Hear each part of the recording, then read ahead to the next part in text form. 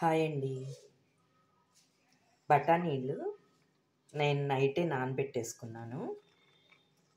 అయితే నా దగ్గర పూరీలు ఉన్నాయి వేయించినవి. అందుకని చెప్పి నేను పానీ లేకుండా ఈ బఠానీ చాట్ పెట్టేసుకొని పూరీలు తిందామని చెప్పి వితౌట్ పానీ అన్నమాట పూరి నేను చాట్ చేస్తున్నాను. బఠానీలు నానబెట్టేసుకొని ఇవి ఉడకబెట్టేసుకోవాలి.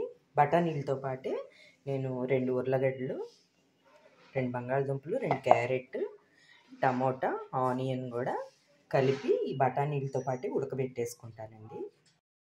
ఇప్పుడు ఇవి తరిగి చూపిస్తాను. ఇవిగోండి, ఇవన్నీ తరిగి పెట్టేసుకున్నాను. 2 ఆనియన్స్ మాత్రం సన్న ముక్కలు తరిగి పెట్టుకున్నాను. కొద్దిగా కొత్తిమీర, ఇది లాస్ట్లో మనం పూరీ పైన పెట్టుకోవడానికి ఇది పక్కన పెట్టేసి ఇప్పుడు ఇవన్నీ బఠానీలతో పాటు ఉడికిచ్చేసుకుందాము.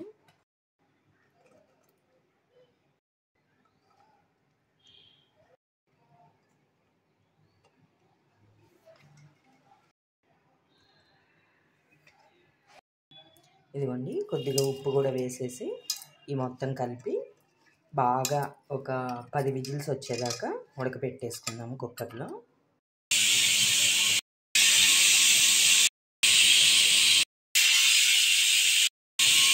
విజిల్స్ వచ్చినాయండి, ఆఫ్ చేసాను.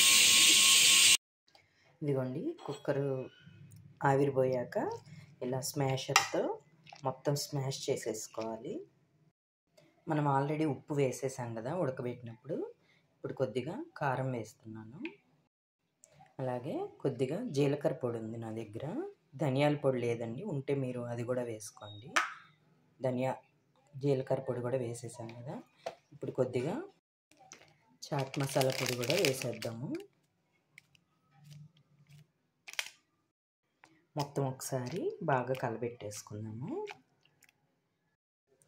ఇదిగోండి, నేను వడియాలు అలాంటివి వేయించుకున్నప్పుడు పానీపూరీలు కూడా వేయించేసి డబ్బాకి స్టోర్ చేసేసుకుంటాను. అప్పుడు మనకి ఈజీగా కర్రీ చేసుకొని పెట్టేసుకొని తినేయచ్చు ఈవినింగ్ స్నాక్కి. ఇవి రెడీగా ఉన్నాయి కదా. ఈ పూరీ ఇలా తీసుకొని కర్రీ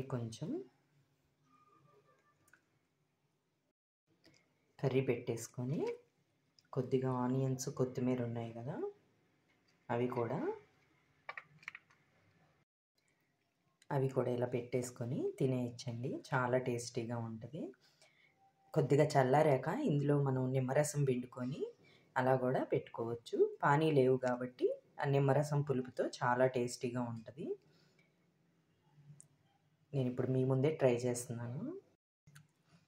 సూపర్ అంటే సూపర్గా ఉందండి టేస్ట్. ఒక్కసారి ఇలా ట్రై చేయండి, చాలా బాగుంటుంది. ఈజీగా చేసేసుకోవచ్చు మనం, ప్రాసెస్ ఎక్కువ లేకుండా. నా వీడియో నచ్చితే లైక్ చేయండి, షేర్ చేయండి, కామెంట్ చేయండి. బాయ్.